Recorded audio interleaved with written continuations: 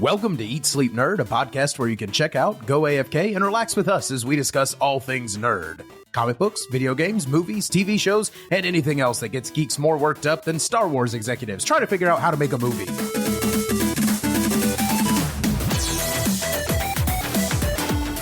Welcome to episode number 43. I'm your dorky DJ, Corey Winter, and as always, I am joined by my nerdy brother, Josh Winter, and our geeky friends, Jason Summer and Christian James. In this episode, we dive into the nerdy news to discuss further updates on James Gunn's DCU Chapter 1 announcements, Netflix detailing their password sharing rules, and more. Plus, we continue discussing HBO's The Last of Us with a review of episode 4. And before we dive in, please help us out. Go subscribe to all of our social networks at Eat Sleep Nerd, except for on Twitter, which is at Eat Sleep Nerds, and on YouTube. Don't forget to follow us there because soon we'll be introducing a video aspect to this show. We're putting it out there, so go follow us on youtube.com/@EatSleepNerd. And while you're there, click the little subscribe button, click the little bell button on your podcast apps. Ding dang. Click those little subscribe buttons or the follow buttons. Do that YouTube thing that you do. 5 stars. So the bell and stuff, that's underneath the video thing. Mm-hmm. So would that be like a bell bottom? Bum, bum, That's the intro. So how you guys doing? And Jason brings it to a grinding halt.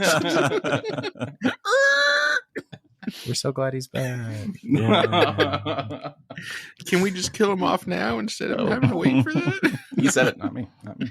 So how you guys doing? Did you guys have a good nerdy week? Yes. Yes. Ooh, okay. I got back into some photography earlier this week. So that was important, I guess. I don't know. Did you enjoy it? Yes. Then yes. Even though it was Yeah, like it is 20 important. degrees when I did it. It was lovely. So what did we take pictures of? It was this woman that's Outdoor opening boudoir. up- No. Oh. She's opening up her own nurse practitioner's practice. Okay. So she needed some photos for her website. What if you need Cool. a doctor? So I just realized that we have a photographer on our team and we don't have headshots. Like, what are we doing? They have yet to create a camera that can capture all of this. That is for sure. Yeah, we're not just voices for radio, if you know what I mean. I am. Yeah, I'm completely fine with that. It's just my lot in life. Accepted that through my life. So do you guys know how I was, playing Dead Space for that last episode to give it a nice little review? Yes, sure. You were? So What? I loved it so much, as I knew I would. I'm getting the platinum on it, so I'm working my way towards that platinum trophy on the PlayStation. And I didn't realize what I was getting myself into until like halfway through this whole adventure. You essentially have to play the game at least 3 times all the way through, because there's one trophy we have to play the entire game using just a single weapon. So I figured I'd use that as my easy run through, because then I can use that run through to get like all of my collectibles and stuff. And then you also have to beat the game on New Game Plus mode, which is the same mode where I'm also going to beat it on medium or higher to get those trophies. And then I'm playing this one on hard because that's what unlocks the impossible mode. And there's a trophy for that. And the impossible mode is where you play the game on hard, but if you die, you go all the way back to the beginning of the game. And keep in mind, this is a 15 to 20 hour long game. So if you die on like the 15th hour, you lose 15 hours of progress. And a PlayStation. Because they throw it out the window. Yeah. Break. So the impossible mode is kind of scary. I have not gotten that far yet, but that's like the last thing I have to do. But if you did the impossible mode as a New Game Plus, can you do it as a New Game Plus? Yes, but you can't unlock it until you beat the game on hard. Okay, but stay with me. But when you do the impossible mode run, literally just do it as a run. Just like get through it. Like don't worry about side missions. Like just Yeah. A to B yeah. it. Yeah. Just But I mean, yeah. But there's also the things trying to kill me at the same time. So just imagine doing it on hard, but to the point where if you die a single time, you lose everything. Oh, no, I grasp the gravity of what you're talking about. That would be And like crazy. it's a horror game, which makes it even scarier. Like, yeah, I wouldn't even try it because I know that if that happened to me like 2 or 3 hours in and I had to start from the beginning, like Christian said, I would probably need to end up buying a new console. Yeah. But no, that's the last thing I have to do. So I'm almost there. So I just got to button down for 15 more hours, hopefully. The good news is the PS5 is back in stock. It is. And readily available for order. For the first time since it released, you can just find a PlayStation 5 in stock. Well, Corey, time to live it up to your like episode 30-ish resolution on getting me a PS5. It has not been forgotten. Look at that. He's But no, I remember, Jason, I helped you get a PlayStation 5 because they were so hard to find. Do you remember that whole charade? Yeah, through GameStop, and then I paid you back for it. Yeah. Yes, and like there was like countdown timers, and like you had to like go into like a wait line. It was crazy. It was the whole thing. Yeah, but as a team, we all got everybody PlayStations together. Yeah. I was gonna say Corey got me mine too, and I work at Best Buy. Right. Yeah. Wow. So yeah, Christian, it's coming. All right, cool. That's all I need to know. Cool. Corey can hook you up. Yes. So, Jason, yo, I believe there was something that you wanted to ask us. I did have an encounter this week where it made me want to ask you guys. I'm so excited. Your thoughts on something. This may be a good question. I have a Pandora channel that's based off of Basil Polidorus's Conan theme. And so it's all like go on. It's like all cinema music. It's all orchestration. Barbaric? It's all no, I mean it's just movie music for the most part. It's cinema music. Okay, go ahead. Yeah, cinema music. Okay. So, and on came one of my favorite movie themes, but it's a remake movie theme, which I like the original movie score just as much as the new one. Or actually, I like the old score first, of course, but I like the new score just as well, or maybe even better for this remake. So my question to you guys is we're in this era of like remakes and reboots and recasts and all this other stuff. And all of these movies that we grew up with now have new versions. And a lot of them have iconic themes and iconic scores. And with any of these remakes, do you like the scores as much or better than the original that you grew up with? Ooh, I have mixed answers. What is your score answer? Yeah, so mine was Jerry Goldsmith's original Star Trek theme, and then Michael Giacchino's theme for the remix, for the new Star Trek called Enterprising Young Men. And yes. I like it almost actually probably maybe even better than the original Star Trek. And I love the Star Trek theme. See, the only part of the old Star Trek music that is super important to me is mostly just the over narration thing. Just the ding, ding, ding, ding. Like, as long as you have that little, it's fine. I like the Michael Giacchino, I like the new music for that. Yeah. That being said, okay, so Superman, I liked the Man of Steel soundtrack better than I liked the John Williams score. Yeah. And I say that as someone who adores John Williams. Interesting. Like John Williams scored my childhood. Mine too. I prefer the Hans Zimmer theme for Superman. Okay.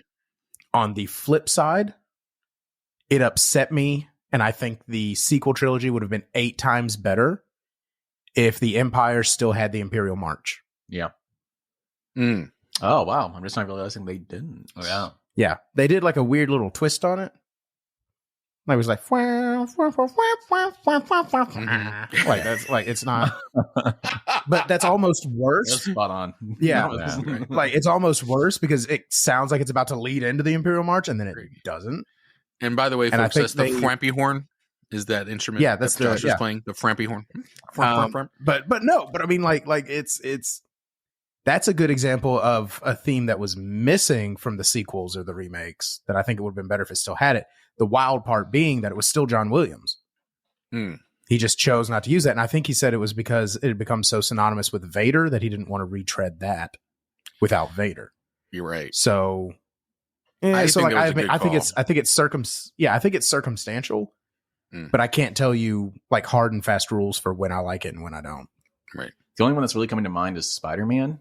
And see, but they always have the same feel to it. We've talked about this before. The twitchy strings. Right. Yeah. Itchy screen. Like yeah, as long as you have itchy. that. Yeah. Itchy strings. Yeah. So as long as it has that, it sounds like Spider-Man. Another one, the Die Hard sequels, like even the good Die Hard sequels, never sounded as much like Die Hard as the original Die Hard because it didn't have jingle bells in it. like the literal sleigh bells. Very good point, the literal sleigh bells. And that's because they used it so iconically in the original movie. Same thing with Beethoven's Ninth. Like that's wow. That is part of that movie. Yeah. And so as much as I love Die Hard with a Vengeance, which I would argue is factually the best Die Hard movie. Oh, yeah. It didn't feel as Die Hardy as the original Die Hard. No. Even though I would argue it's technically the best. Yeah. It's definitely the best. It definitely died hard. It did. I don't know, Jason. This is a good question. Actually, I've been thinking I want to have an episode where we just talk music the entire time. Yeah. Because we have like 3 people with a big musical background, and then you that obviously enjoys scores and things. It'd be nice to have like a dedicated episode where we just talk music from all different walks. And that was a good prompt. Yeah. So now Jason's responsible for figuring out the rest of the prompts for that episode. And go. Get back to us. So before we get into this episode, I do want to make our audience aware, if you missed it last week, we had a really big one-off episode. It was not our usual Tuesday release. It was episode 42 and a half, where we talked about James Gunn's big DC announcement where he detailed the first chapter of the new DCU. So if you missed that episode, please go check it out. It's where we usually post episodes. So it's on YouTube. It's on our podcast feed. So just scroll back a little bit. It's there. Only a half bit. Yeah, it's halfway between this episode and the last one. Yeah, it's halfway between the previous episode and this one. Yeah. Yes. So if you missed that, go check it out. We detailed every single thing he told us about. But Christian, you were not there. I was not. Yeah. He's out. It was a very impromptu decision on our part to have that episode. We recorded it on Tuesday night after our regular episode aired. So you were at work, unfortunately. Out getting that bread. And I really blame James Gunn for waiting until the very last day of January to have this announcement. So if we're not sure why Josh is laughing, it's because Jason, we just looked over and he's taking a picture of us, I guess. Like a proud dad. Look at my little podcast.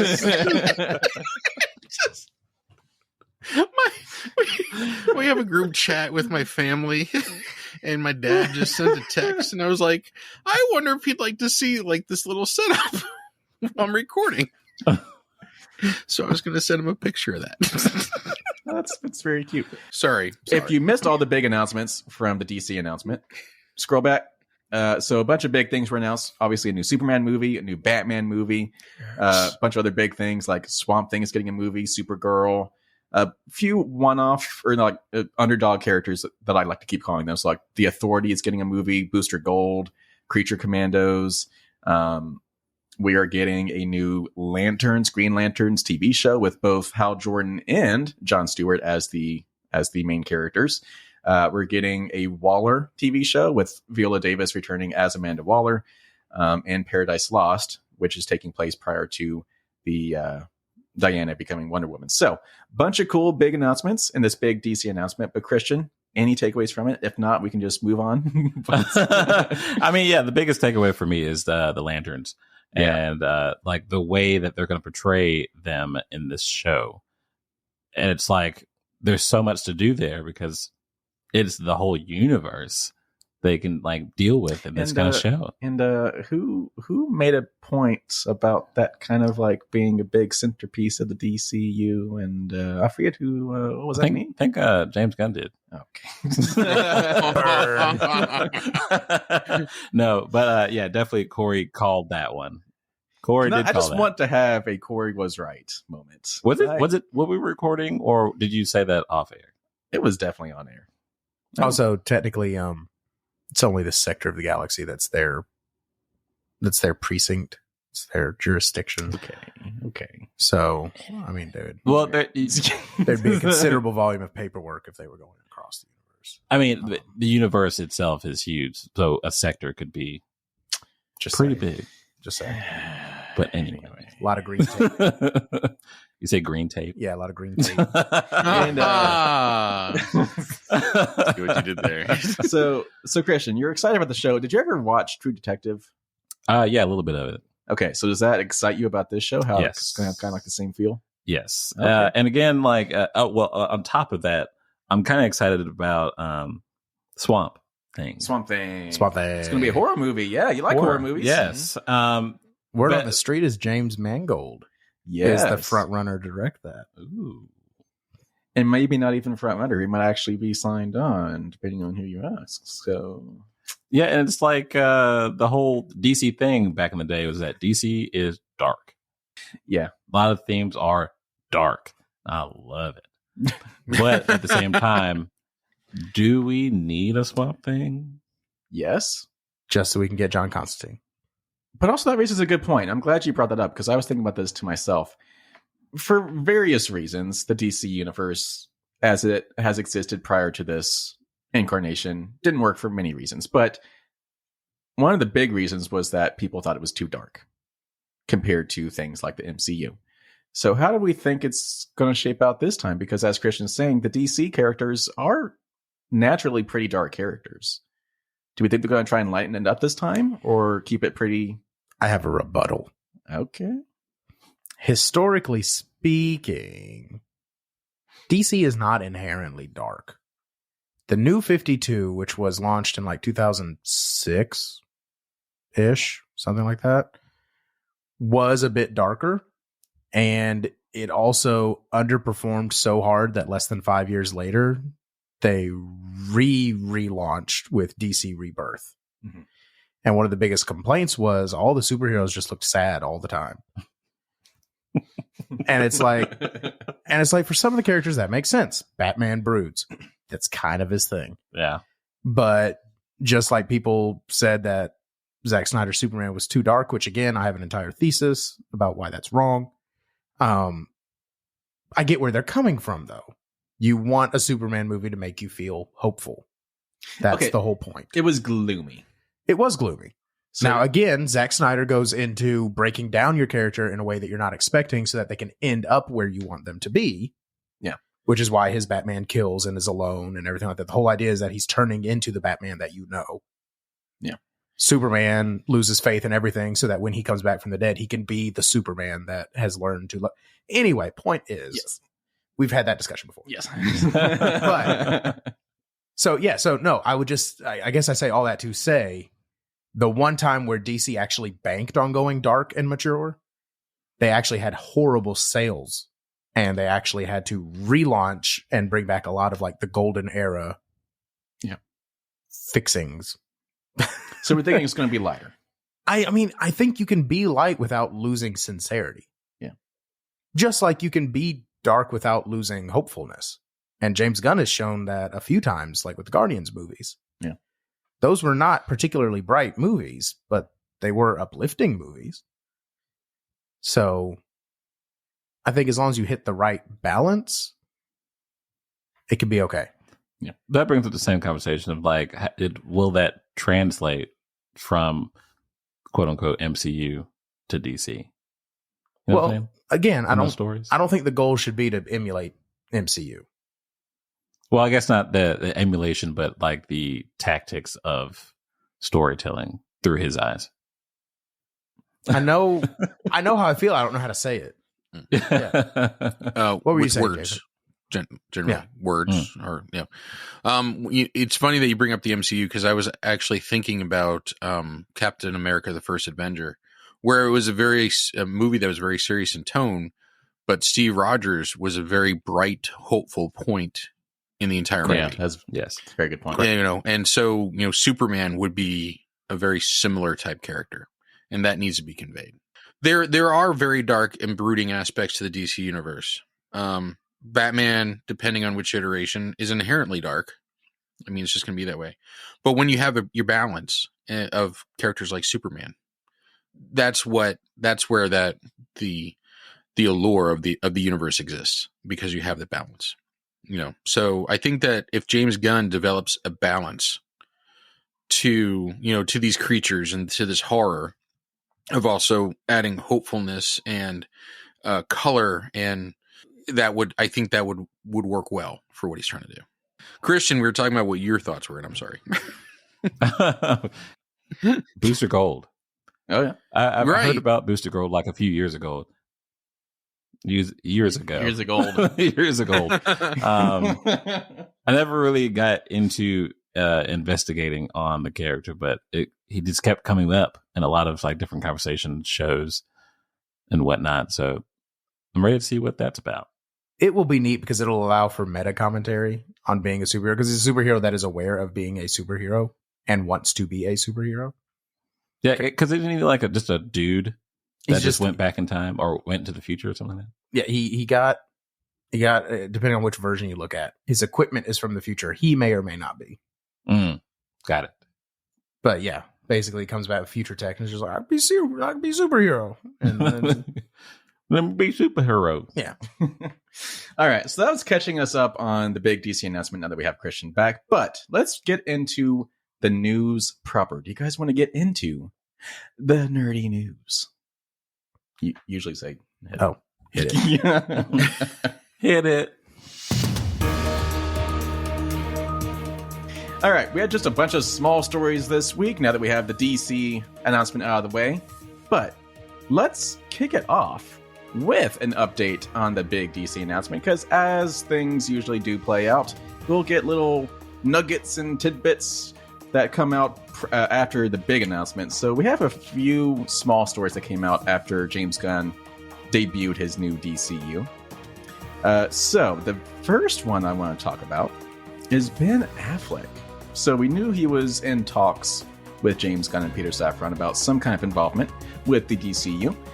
We knew it was not going to be obviously as Batman, but possibly as a director for some kind of project.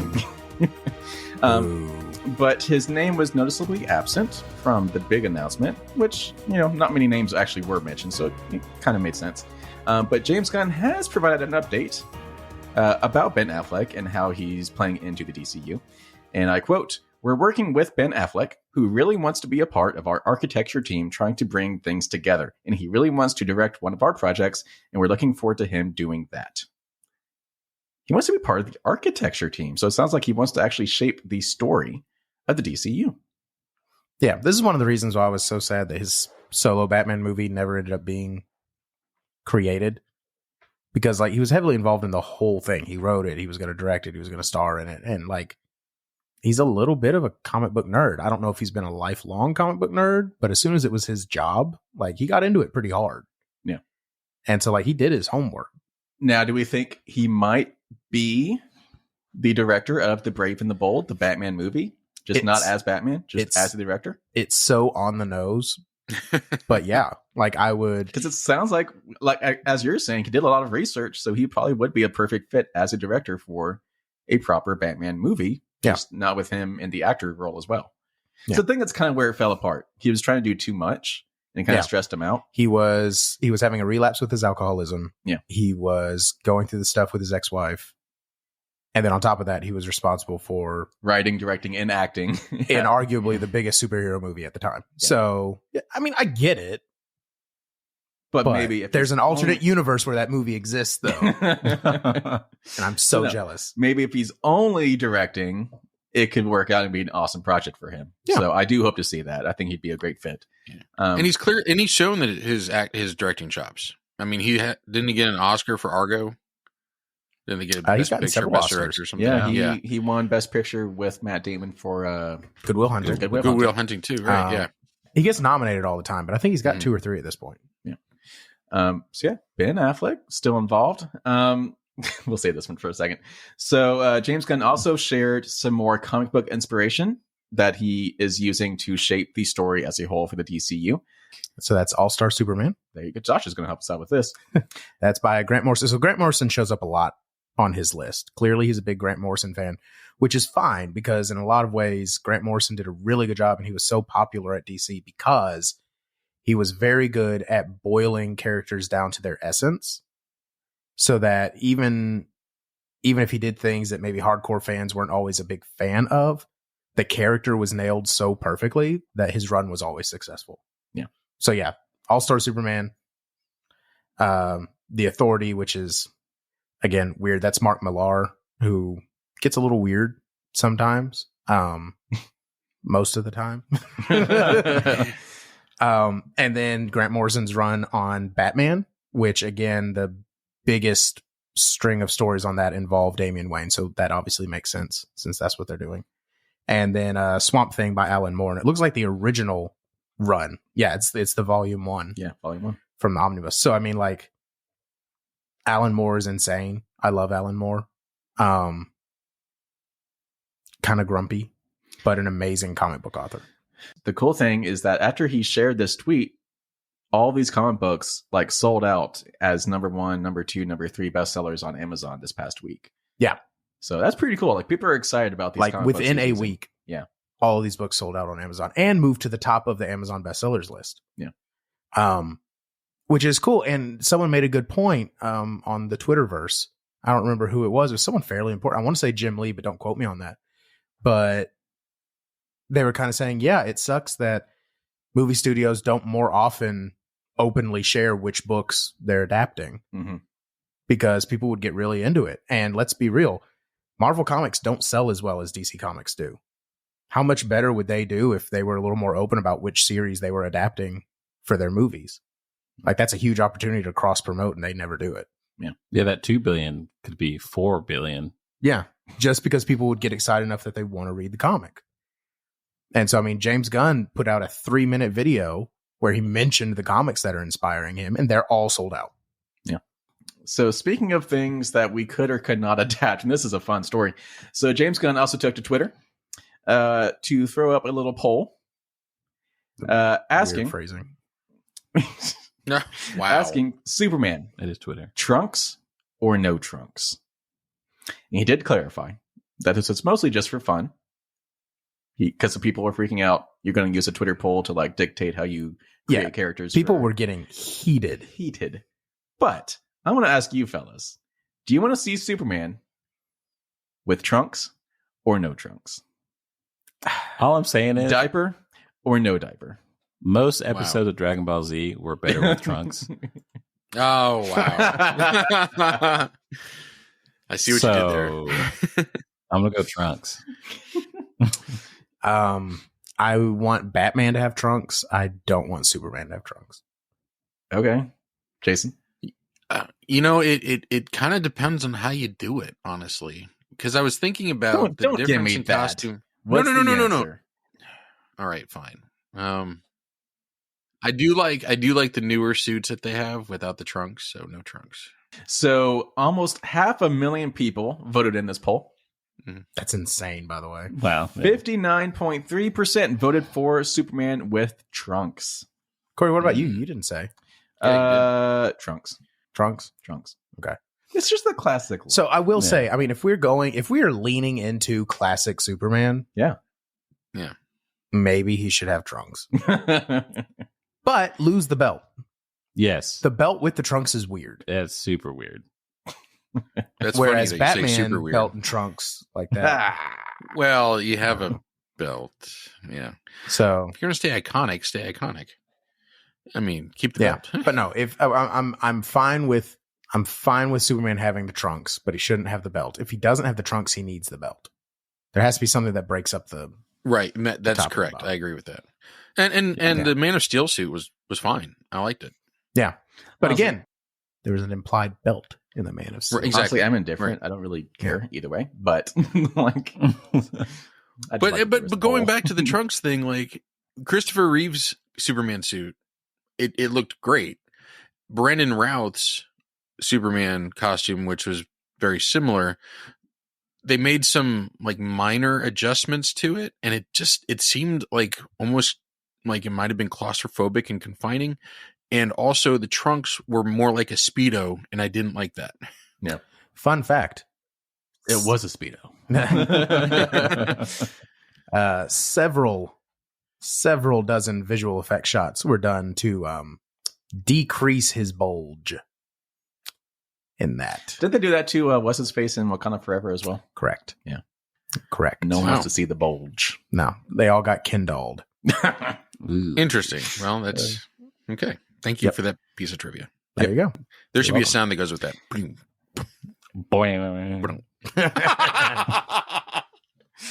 So that wraps up our DC stuff for this week. But obviously, as we get further into, or I guess closer to these movies coming out, we'll have a lot more to talk about. But for now, I just want to say, isn't it nice to be excited about DC news? That's what I've been saying. Even if you didn't agree with all the characters he announced, at least we have a plan.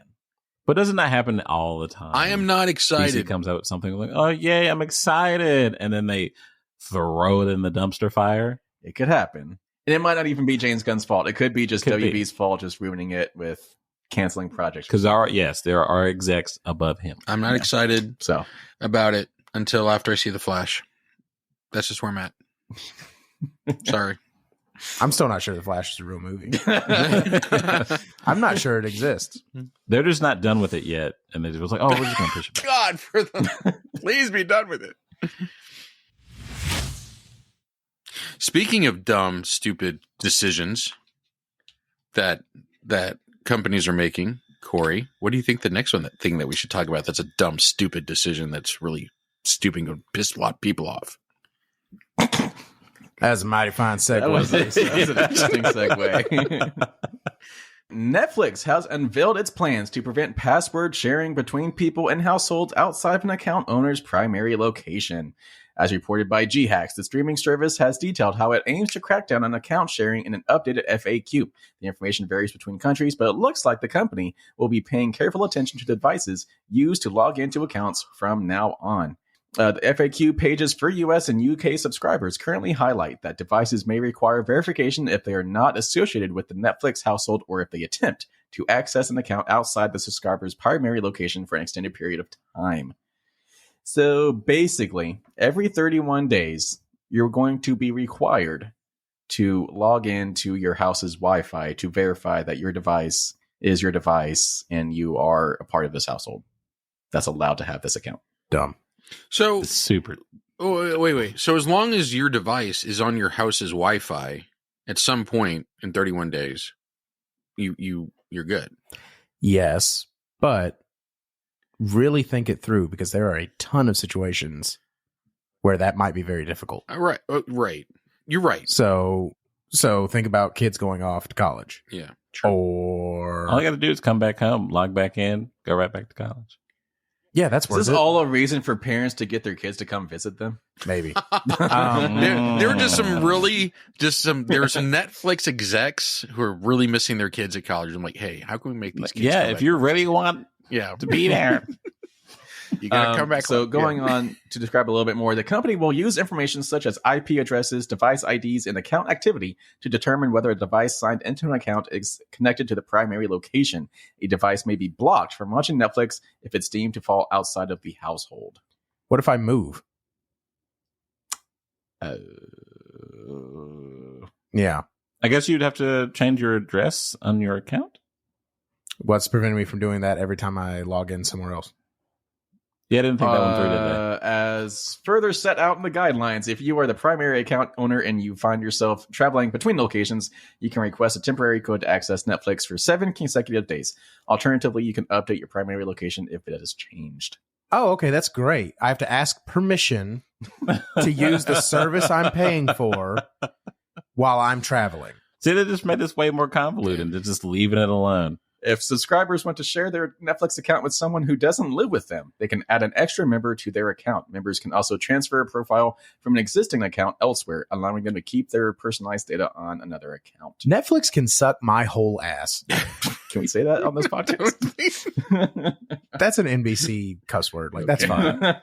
But also, can we also talk about how there's always a tweet? Does everyone remember Netflix's tweet back in the day? Which one? What was it? Love is sharing a password. Yeah. That's on the internet, bro. Yeah. we Never forget. That could probably legally be entered into court. Be like, Exactly. yeah.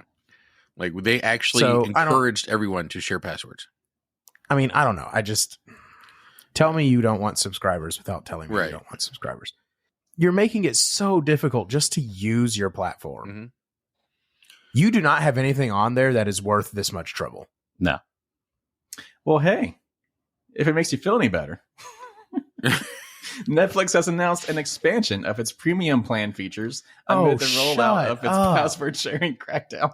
Oh, shut up. The new features include an increase in the number of download devices from 4 to 6, as well as as long as you keep bringing them home.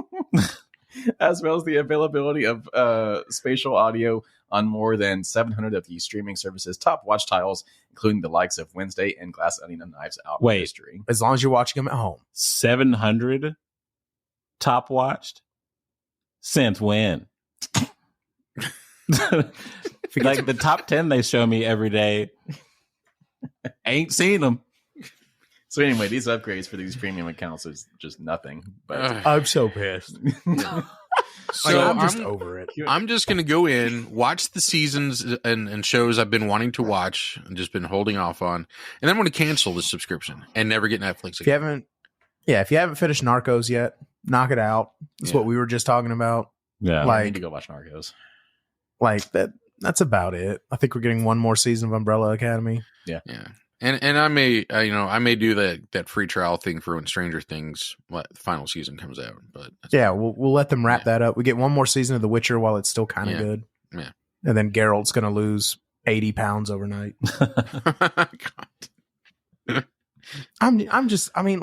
This is the kind of move you pull when like you are top dog. Nobody can mess with you. No one else is even close. Like, you get what I'm saying? That's when you earn the right to be this annoying. Kind of like how Tom Brady can literally be tackled correctly and the other player gets fouled. Yeah. That's the kind of stuff. Like, it's amazing. Netflix, you are not Tom Brady. Well, maybe you are Tom Brady. Maybe that's the best way to put it. Netflix thinks they're the main character, and they're not. So, I don't know. Dig your own grave, guys. Well, they're the main character in that everybody knows that they exist and that they do streaming, and now everybody knows that they're just making stupid decisions. So yeah, like it's getting comically bad. Yeah.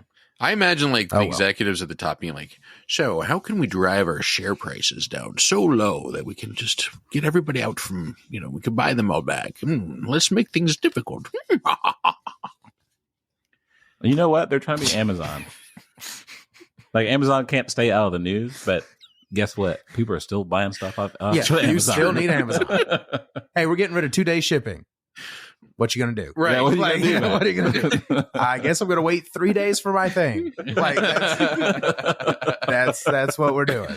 Sorry, guys. I didn't mean to raise my voice at you. Yeah. But no, Netflix, you're not Amazon. Right. You're definitely not Amazon streaming. They know what's up. They got it. I can watch that anywhere in the world. They don't give a crap. I'm signed in on like 84 different TVs. I'm signed in on TVs I don't even have anymore. Like, you're paying $200 a month anyway, so what do we care? Yeah, like they don't care. They've never once even asked me what my password is. I just type in my username and I'm logged in. Like, that's it. Like, you want to buy stuff? Just give us money. We don't care. Yeah, they're not worried about it. Yeah. They're the shady drug dealer in the back alley who doesn't care as long as your money's good. You might need to change your password. Spoiler alert, I use one password for everything. I regularly get that flag from the computer that's just like, you need to change these 50 passwords. I can't think of 50 passwords. So even if I change it, they're still all going to be the same password. Just saying. Josh is not in IT. Yeah. Of course, but also saying that IT people are actually probably the worst about keeping their passwords. No, I have a different password literally for everything. That's gross. How do you keep up with it? It's really not that hard. No. Yeah. They call those people sociopaths. I bet you drink your coffee black, don't you? No, God, no. I ate all the sugar. So let's move into our next story. Yeah, Netflix sucks. Get out. Yeah. Go cancel right now. So our next story, it's not much of a story, but I just came across something that's very interesting. So you guys all know M. Night Shyamalan. Shyamalan. M. Night Shyamalan. I don't know. So, Sixth Sense, Unbreakable, The Village. Yeah. Yeah. Relatively popular director. Anyone else think M stands for something really ordinary? Like, I think his name's maybe Mitchell or something. Like, Mike. yeah, like something really basic. Martin Night Shyamalan. It's actually it's a Minaj. Oh, Minaj. nah, I like my headcanon actually better. pretty Minaj. Nelayatu. That's why he abbreviated it. It's just M. Anyway, so he just came out with a new movie, Knock at the Cabin with Dave Bautista. It's a horror movie, obviously. It's M. Night Shyamalan. And it kind of got some pretty bad reviews, 5s out of 10s and not great scores. And people are questioning, like, how is he still making movies? And why are studios still purchasing the rights to make his movies for him? And then people did the math. Kind of find out it's actually a really good deal for studios because he always has really low budgets. And they always make like 10 times what his budget is. So, looking at his most recent movies, his most recent movie prior to Knock at the Cabin, it had an $18 million budget and made $90 million at the box office. Wow. Not bad. That's wild. But looking back even further, Glass, the Sam Jackson movie, had a $20 million budget and a $247 million box office. By the way, 19 million of that went to Samuel L. Jackson. Probably. I was going to say 200. Split, $9 million budget, a $278 million box office. Wow. Yeah, it's just 30 times its budget. Then It's whatever. The Visit, which I don't even remember, $5 million budget and a $98 million box office. 20 So times. M. Night Shyamalan has it figured out. Did you happen to look up Signs? I'd like to know what Signs budget and Signs had a $72 million budget, so it's actually pretty big, but it still made Yeah, by far his biggest, it looks like. $408 million at the box office. yeah. Wow. But Knock at the Cabin, still a pretty small budget, $20 million budget, and it's only been out 1 week and it's already made $5 million. So It'll break even. it'll probably break even easily. Like at worst. So M. Night Shyamalan, not making like high quality movies, but Old Mitchell Shyamalan. he's figured out the game. High quality bags. Yeah, right. So speaking of Batista. Yeah. Old David. I saw a controversial tweet. Oh yes, I'm so Uh-oh. glad you bring this up. And it's like, it's not really controversial, but it's just kind of like, I'm going to say it out loud and there's going to be people who are upset about it. But they were just like, I'm going to say it. Dave Bautista is the best wrestler turned actor. Yeah, Oh, yeah, not wrong. Yeah. I No, as agree. far as like actual acting skill Yeah. goes. I agree. Yeah, 1,000%. The Rock is still more successful. Yeah. But really, I've The Rock always just found shows him up and acts annoying. like The Rock. Yeah, Yeah, I've always found him he has annoying. charisma. Sorry. Yeah. And that was his whole wrestling gig, too. But like Dave Bautista actually acts. And so, yeah, I 100% agree with the controversial tweet. There's always They- one people always forget about is Jesse Ventura. Back He in. he did it before it was cool. Yeah. And I think he could have done more if he hadn't been governor. Hulk Hogan was in Yeah, Suburban Hulk Hogan. Commando. Oh, yeah. Classic. But Hogan has canceled himself so many times. Just can't help it. Yeah. Brother. Slips right out. All right, so let's just wrap up our news section by hitting some release date type things. Some Mhm. things maybe you forgot were happening, but have dates now. Maybe some Or things that just shouldn't happen. Maybe just Right. some things that shouldn't happen. Starting Yeah. with Starting Yeah. with Gladiator 2 shouldn't happen. has an official release date of November 22nd, 2024. Why? Well, it's not even about Russell Crowe. It's not. It's about Yeah. Claudius's son. So why? I ask you. I don't know. Don't care about that. So here's the thing. Like, I mean, I'm not saying it couldn't be an interesting story. Don't call it Gladiator 2. It needs to have a completely unrelated That's what I title. was thinking. I'm so glad you said it. Yeah. Yeah, like just like it can be a sequel without calling it blank 2. Like it doesn't have It needs to. that branding, It doesn't. that brand recognition. Yeah. I would say that if that's that necessary for the story to work, then you don't need to make the movie. Well, then you can just put in such and such movie from the directors of Gladiator. Yeah, from Boom, the there it team is. who brought you. Well, it can't be the director; he's dead. Oh, well, yeah. Oh, That's the dead Scott, right? I don't know. Um, It's just sad. Okay. So, Insomniac's Wolverine game is reportedly targeting a mature rating, yay, and could release as soon as late next year. This is one of those games that I'm still not sure actually exists. Yeah, right. Well, it's Insomniac, like the guys that make it Marvel Spider-Man. I've got faith in the team. We have seen nothing. Correct. I mean, the screenshot's cool, but yeah, dude, no, the little original teaser trailer was badass, and then nothing. But hey, next year. That's like a year and almost 2 years away. Yeah. I'm just saying. But it could be mature, and I mean, it needs to be. I like the idea of a Wolverine game, and Insomniac doing it because Spider-Man was so amazing. No pun Spider-Man going intended. to show up in the Wolverine game?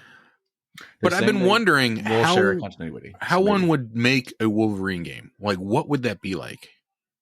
I mean, there have been Wolverine games in the past. And they were kind of awesome. Yeah. Like the Wolverine Unleashed game that came out during the first Wolverine spinoff, X-Men Origins. Mm-hmm. That one was cool, and it has a mechanic that I hope makes it into this one, where as Wolverine got damaged, you'd see his body heal back up. Right. And like it could go all the way down to the skeleton, and it would slowly just regenerate. See, I was like which was thinking awesome. all the way back to like Super NES Wolverine games, because I remember playing those with you, but I kind of forgot about the more recent ones. Okay. Yeah, but like that, I mean, like don't get me wrong, it was kind of arcadey. Yeah. And like you got over it relatively fast, but like it was a good game. It was better than the movie, which that was a low bar. I like the movie. Just saying. Okay. Well, no, I think this game is going to be. I don't think it's going to be open world like the Spider-Man games are. I could be way off on this, but I think it's going to be more linear. And it takes place in all of Canada. Okay, that'd be cool. Completely open. That'd be world. really cool, actually. Now it's completely open Canada. The first open Canada game. Open Canada.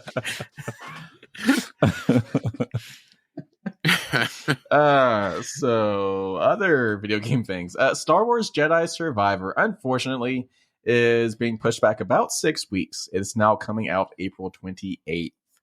Okay, so this annoys me, but not for the reason that you might think. 6 weeks is a really short period of time to push a game back. I either need y'all to just knuckle down and put it out when it was supposed to come out, or push that thing off like 3 months. 6 weeks is so weird. Either crunch or... Right. Yeah, 6 weeks is stupid. That's like asking for an extension on your paper and being like, I just need one more day. Okay, that tells me you just didn't prioritize your time. Yeah, you just didn't do it. Okay, that's not something happened and you're just not even close. And I think it probably came down to the situation where they were going to either have to have a really embarrassing first day patch, where if you don't install the patch, it's going to be kind of a broken game. Right. But if they wait just a couple weeks to get that patch on the disc, right, then it's a much better situation. I mean, I get that.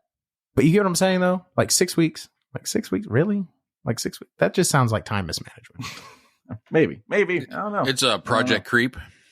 Hey, we studied that. Right? I remember.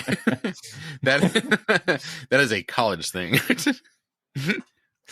So Chris Pratt. I was waiting for his laugh to slowly turn into a cry. That was a college thing.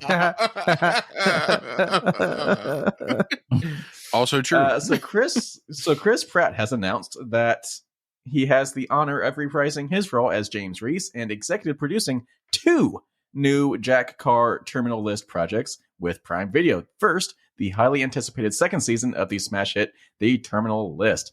So, Christian, I believe you also watched this. I watched this. We both loved it. Yes. Very excited for this. It's one of those dad shows that I'm all for. So I'm very excited about getting more of this show. Yeah, if you have one of those hats that's like tan or dark gray with the same colored American flag on top. Josh is pointing to his head like you'll love this show. I have that hat. I did that intentionally. Yeah. It's in the kitchen. You'll love this show. Yeah. It's very it's gritty in the right places. Because First off, I'm going to start a production company called Gritty in the Right Places. As in saying that, you know, DeWalt's new lineup, Gritty in the Right Places. Available at Home Depot, where doers get more done. For tough. Chris Pratt went from Parks and Rec, Became fat, a big blockbuster star. blockbuster star in the Marvel Universe, and now we're seeing his true grittiness of an actor. Dramatic acting. Yes. Like I'll go out there and say this was pretty awesome acting in this show. Yeah. Like I've never understood the Pratt hate. I don't either. It's a whole political thing. I mean, I feel like it like I hits said, his home life. Yeah, like I understand it without understanding it. Yeah. I know what it is without understanding it. Yeah. But no, like this show, I didn't really know what I was getting into when I started watching it. I just thought it was going to be a thriller, but it opened up and with this storyline that kind of carried throughout the entire thing where it dealt with PTSD. Yeah. Like as the main storyline. And it was heartbreaking. But then again, that's how you know it's TV, is that the government and or the military didn't care about him. Oh yeah, the government is a bad guy. Like, hey, I have my friend died. Did he really? Did he? Are you sure?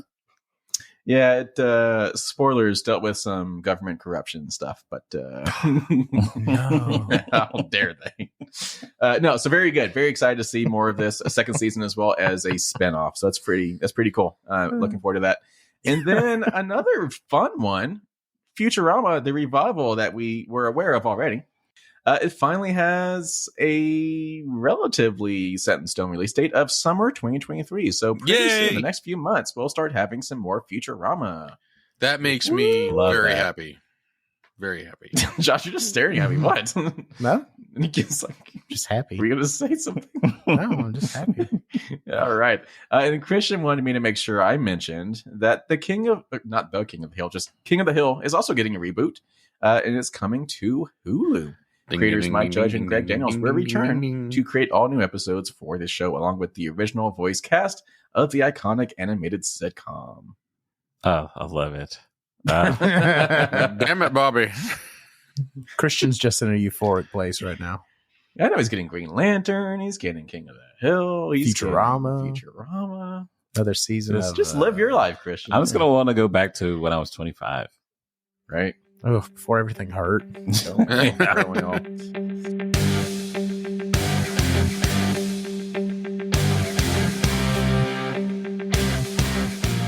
All right, let's get into our spoiler discussion and review of HBO's The Last of Us, episode 4. And it's just Christian and me today. Hello. So this is interesting. This is a twist. I thought we were What a going to have all twist. 4 of us, but no, 2 of us. So it actually kind of worked out because this is not a very meaty episode. Not a lot of like key moments happening. It's like a lot of build up to future storylines. There's like one key moment that came at the very end. True. That's very true. So this episode featured, it was like the car ride sequence we've been waiting for a few episodes now. So Joel and Ellie had their truck after taking it from Bill's place. And they just road tripped. And just starting us off with the discussion, good job to the visual department on this show. Oh, yeah. All of that scenery that looked pretty realistic, but also apocalyptic. Like, how do you even do that? Well, you have time. Oh, yeah. Oh. I mean, yeah, that's definitely the joke I made there earlier, but I won't say it again. Looking at you, Disney. When you have some time to do your job, you can do it well. Yeah. And so I was starting to worry, especially after last week's episode. And worry is not the correct word, but I was kind of thinking after last week's episode how it was so drastically different than the video game that we were going to start gearing this show to be a little bit more unique in every aspect. Because I kind of was thinking, okay, episode 1, yes, they wanted to like make sure video gamers loved this show, so they made it as true to the video game as possible. Yes. And then they were going to start getting away from that a little bit more as we get further into the show.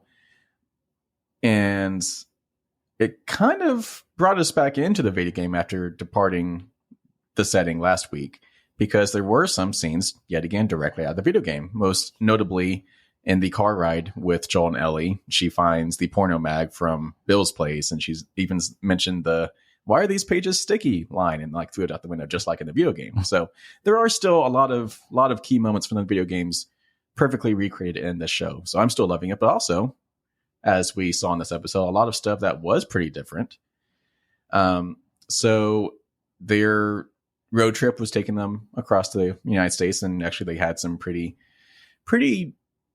touching moments where they're getting to know each other a little bit better. And Joel was describing, his past relationship with his brother and how his brother joined the military, then he joined the Fireflies and all that stuff, and then he's trying to find him. So a lot of character building for them. They're bonding a little bit more now. A little bit. They're even sharing some puns, which is nice. I never know how I feel about puns, and just like her delivery, a lot of them. I was like, it's funny. She literally has a book of puns. I love that. Yeah. But no, and yeah, it's just some good bonding moments. But it takes them to Kansas City. And I don't remember if that was the city in the game or not that they ended up finding themselves in, but they called it out. It was Kansas City. And the sequence of events was set up very similar. They come across a ambushed. Yeah, there we go. And it kind of played out the exact same way. Like their truck crashed into a building and they were under a firefight, and Ellie had to save Joel. So like that was pretty similar to the game. Yeah. And we got a pretty good look at Ellie coming face to face with danger for the first time. And to Jason's point on last episode, he was kind of wondering, does she have like a demon inside of her? Like what's her story? And he was kind of thinking maybe she likes killing. Maybe she likes the dark side of things. And in this episode, it actually was pretty clear. It still does terrify her in a way. Cause like after the whole thing was over, Joel and Ellie had that conversation where she did cry a little bit, and she was feeling remorse for having shot someone that she didn't know. Because later on in the episode too, she also brings it back up. Like she asked Joel about killing innocent people. Yeah. And he didn't have an answer to that. So Joel's got some backstory. Yeah. I would like to know more about. Yeah, and then with Jason, like I don't think she has a dark side more of, she grew up in the world. Yeah. But yet she's still a child. So like, yeah, I think she has morbid curiosity. Yeah. And she's still going to feel that pain when she has to hurt someone to protect herself, regardless of fungus coming out of their face or not. Yeah. Which I'm glad you say that. Was there a single infected person in this entire episode? I don't think so. Not even in passing. It was not even interesting. But Joel did bring up the fact that like they were most of the episode where they were in more of an isolated area of the United States. Yeah. So maybe that's why.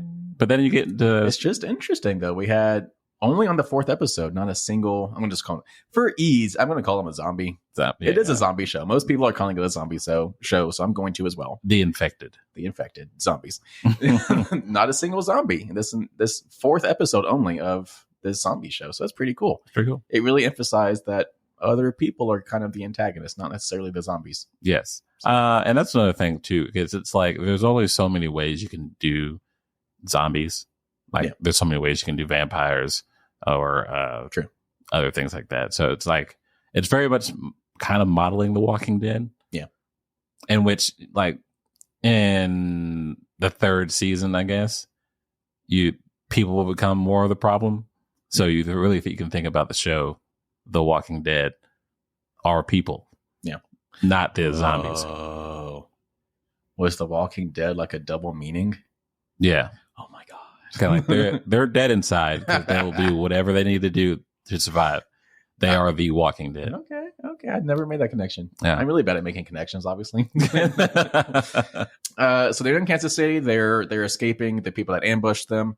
Joel had the heart-to-heart to her about, dealing with what she had to do to save Joel. She finally got her gun. He's allowing her to have a gun. He's trusting her a little bit more, which is nice. It's nice. And then we got our first look at, I think it was Kathleen. Is that correct? Yes. And that is not a character from the video game whatsoever. She's a brand new character, but it's kind of setting her up to be the big baddie, it seems like. Yeah. She. I was thinking the entire time when she was on the screen that Like she was one of those actors that was in like a sitcom. Yeah. And they were like, let's try her out in this role. Because her voice is so like kind of like mousy and her serious face isn't so serious, but she's leading these people. Yeah, Melanie Linsky. 2.5 Men. That's what it was. She played Rose on 2.5 Men back when it was, still a Charlie Sheen show. That's how I recognized her. See what I mean? Yeah. She's also on Key and Peele. Yeah, she's made a bunch of guest appearances on a ton of stuff. But yeah, 2.5 Men. I knew I recognized her. Yes, but very soft-spoken, and so I was like, really, this is who they got to play the big baddie? I'm assuming she's the big baddie. Yeah. I don't really know. She's bad enough. But it was very clear she was kind of like the boss of this group of people that were apparently bad enough to tell Fedra to go away. Yeah. And take over the city by themselves. So they got to be a big, bad group of people where she's one of the leaders, if not the leader. It wasn't made super clear, but she was definitely like giving orders. Yeah. I feel like it was one of those things where like, yeah, she's very soft-spoken, but she did something one time and people were like, oh, okay, she's serious. Well, she just straight up killed that doctor. Yeah. And she just ran with it after that. So people were looking at her to do stuff because, no one really stood up. She's like the kindergarten teacher that terrifies you. Yes. Because like she knows how to get stuff done. Yes. Yeah. So she did mention that she was looking for Henry and Sam, which are the two brothers from the video game. I don't think it was really mentioned why they're looking for them. No. So that's an interesting twist. I want to assume that they were a part of the group and annexed themselves. Yeah, took themselves out. Okay, interesting. We'll have to see, because then towards the end of the episode, Joel and Ellie were trying to get away from ground level to get away from any infected, but also getting further away from the people that were looking for them. They took refuge in a skyscraper, and Joel set down some traps so he would make sure he could hear people coming. They had a nice little exchange where they're exchanging jokes again, which was a nice little bonding moment right before they went to sleep. And then they wake up, and Henry and Sam are looking over them with guns drawn. So we just met Henry and Sam. Joel didn't hear him coming. Oh, I was about to ask, did you see why? I did not. Remember we were talking about how he can't hear out of his right side very much? He was sleeping on his right ear. He went to sleep on his right ear, and then when he woke up, he was on his left. Oh, okay. So yeah, he rolled over to his left side. So again, like she had to yell at him for him to wake up. So he couldn't hear. He was just a heavy sleeper. Okay, interesting. I'd be seeing stuff. So that was really the entire episode. Yeah, I mean, lots of build up. Still solid though. Lots of character building. Yes. Lots of relationship building. I think Joel and Ellie are like pretty tight now. They had a nice little laugh there at the end. Wow. So I think we're finally getting towards them being closer, being more like a family. Teammates. And we got introduced to Henry and Sam, which, if you're familiar with the video game, they have moments from the game that, if you have not played the game, I don't want to spoil it for you, but there might be some emotional moments coming up. In which I started this episode wishing that, I didn't have to cry again. Yeah. That was 2 episodes in a row. Any final thoughts? Overall, not much happened, but a lot of build up, a lot of character building. Anything? Character building, and what I've been really excited about is seeing those 20-year-olds. The 20-year-old infected. There we go. I was sitting here like, where are you going with this? The 20-year-old infected. I forget their names. What they call them. Oh, the big, Yeah, they talked about it. They said it like several times, like 2 episodes ago. Oh, I don't remember. Or actually, I might have been making that up. Oh, cool. But anyway, cool. Yeah. Like the big hole they saw, Kathleen and her men saw in that room. That's what that was. I mean, I knew it was infected, but I wasn't sure if that was like a specific one. It had to be. Like, for how big the hole was and how much it was moving the earth under it, above it, I guess. Has to be. So fun episode. Yet again, just leading us up to bigger, better things, it seems like. But do you want to update your score? No, I'm gonna keep it right where it's at. All right. So, Like so it took you a couple episodes to get to number 5 out of 5, but now you're staying at 5. Staying in at 5. Yeah, All right. as long as they keep the weirdness out of it, I will die on that hill. Okay. That was too weird. Well, I'm keeping it as a 5 as well. I think Josh will as well because he watched it with us. Jason, let us know what you're thinking, but I'm going to say you're staying at a 4.5, if not higher. So, assuming we're all staying the same, we're still at a 4.88 out of 5 after 4 episodes. So not bad at all. Holding strong. Killing it. Well, I say we wrap this one up here. People, please be on the lookout for our next episode. Episode number 40. Why do I never have this pulled up? 43 coming out. No, 44 coming out next week. We don't have any reviews happening. I was hoping I would have a review for Hogwarts Legacy, the new video game coming out, but I'm not going to have enough time to play it, so that's unfortunate. So hopefully on episode 45, we'll have my Hogwarts Legacy review, plus a review of the new Ant-Man and the Wasp Quantumanium movie coming out in 2 weeks on episode 45. So that's going to be a big episode. Look out for that. That one comes out on February 21st. But in the meantime, look out for our next episode next week, where we continue discussing The Last of Us on HBO. And obviously, we'll continue discussing news and happenings in the geeky world. But before we say adieu, don't forget to go click that subscribe button or follow button wherever you're listening to this episode on, because we need some help. We need to bump those numbers up. Ring that bell, baby. We got those rookie numbers. We need to bump those numbers up. Show some support. If you're liking what you're hearing, please do the minimum. Go click that like button. Do that YouTube thing that you do. It costs absolutely nothing. It takes like literally 2 seconds. Just go click subscribe. Go click like. Go click that bell. Go click that follow. Go follow us on social media. That takes a few more seconds, but I promise you can do it for free. Also, I have another big piece of news. It's not really news. Oh, okay. It's just a call to action. There we go. Oh, there you go. Okay. Coming up this week, or I guess next week, it's my birthday. Oh, what? On Monday, baby, the 13th. So, wish me a happy birthday. Oh, that's the call to action. Wish you a happy birthday. Yeah, okay. A little selfish here. We're trying to build a show, but you're. I mean, because it causes for engagement. Ah, okay. So, regardless of what it is, it's engagement. All right, well, in that case, go find our YouTube channel, youtube.com/@eatsleepnerd, and find a recent video. Wish Christian a happy birthday. Woo! That's it for this episode. Well, the 4 of us will be back next week for more geeky stuff. But in the meantime, Christian, what should nerds be doing? Well, what they really should be doing.